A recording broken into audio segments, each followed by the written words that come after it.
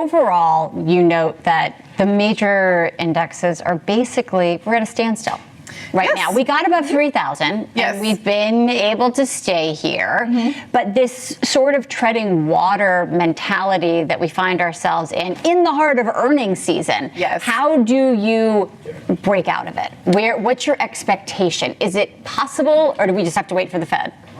So I think that there has to be a catalyst. I was hoping that Microsoft and Amazon earnings would be strong enough, and even Netflix, to kind of send the market to those new highs. But then we saw what happened with Netflix, right?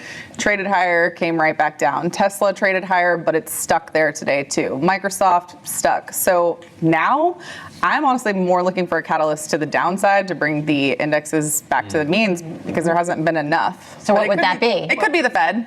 Well, we have Amazon in a few minutes. And we have Amazon. Yes. You don't. She does not think that Amazon's going to do it. Amazon's saying they're not going to do it. And you don't seem optimistic that Amazon. Pull it down? Yeah, but no, that they could ignite a fire under this market. They come out, they blow the barn doors off. We get a great number.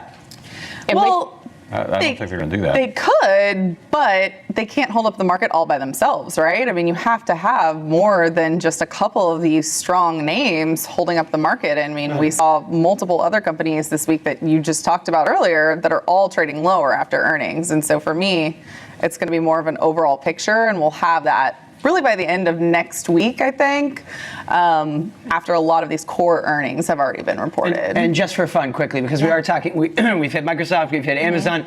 So what do you make of kind of the FANG grouping? Is that totally out the window lately? I mean, Facebook has not done much for anyone, although, on the other hand, given all of the legal scrutiny in DC, you could argue it's surprising that Facebook hasn't fallen more. But do you still see that as a useful grouping?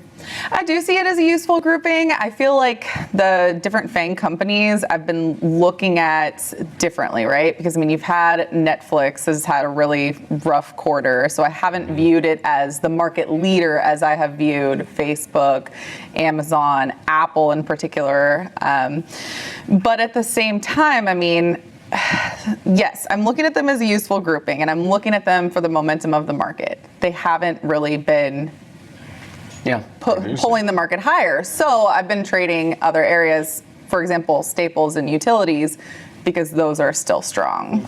Yeah, Apple's been strong, but you have to wonder, again, what's the upside at that point?